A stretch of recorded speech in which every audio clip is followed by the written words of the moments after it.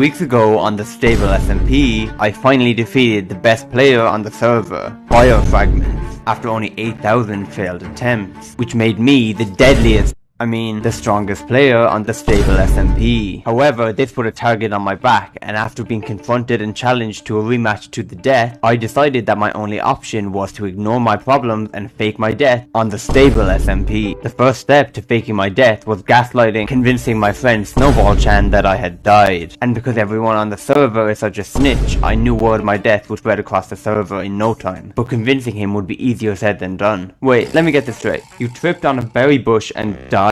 Yeah. Didn't you have a totem? There were 2 berry bushes. Seems about right. Wait, if you're dead, how are you talking to me? This was bad. If I couldn't convince Snowball-chan that I had died, my plan would be ruined. I'm not. You're just hallucinating.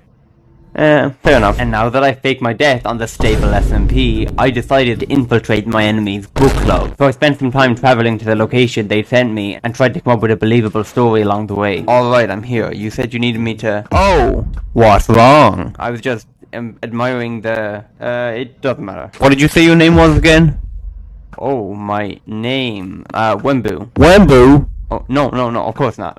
Wemmbu with 2 O's, like boo. Despite how incredible my disguise was, I got the feeling that one of the players, Penguin X2, was still suspicious of me. This is not good, because Penguin is no ordinary Minecraft player. He has completed multiple crosswords in his life, is subscribed to Blockade, and even almost solved a Rubik's Cube one time, making him one of the smartest players in all of Minecraft. Meaning if he found out my identity, he'd probably blackmail me into giving him all my ad revenue. And just when I thought Penguin was about to confront me, we were interrupted by an anonymous player here to kill all 4 of us. This player was wearing the same armor as me, was invisible, and even had a mace of their own, which is a very rare sight on the server ever since a group of players removed every vault in the world. The player revealed that they had been impersonating me across the server, and now they wanted to kill and ban me from the stable SMP. And when I turned around to ask the other players for help, I realized that I had been talking to armor stands this entire time, and that the book club I thought I had joined had been a trap created by the anonymous player to kill and ban me from the server. And now I had no choice but to fight this player alone.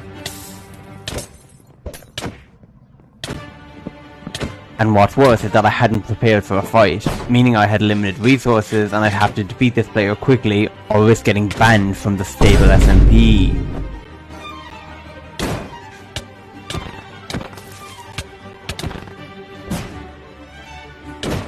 But luckily, as the only relevant member of the stable SMP, I have plot armor, literally, and was able to easily defeat this invisible player. However, as soon as I popped their totem, they were teleported away with an end-of-world stasis chamber, meaning their identity was still a mystery. However, there was still one clue left. A piece of paper the anonymous player had dropped during the fight with a set of coordinates on it. And because this is the stable SMP, I decided to go to those specific coordinates. However, when I arrived, there was something strange. All that was there was a sign with the text saying, "Don't dig down." And because this is likely a trap, I decided not to follow what the sign said, and dug down anyway.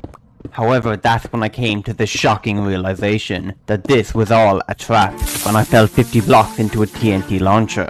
Luckily my plot armor protected me from the blast, but when I fell down there I accidentally placed my water bucket, and now I had nothing in my inventory to clutch with, meaning when I fell down my totem popped, clearing my potion effects and revealing my identity to the world.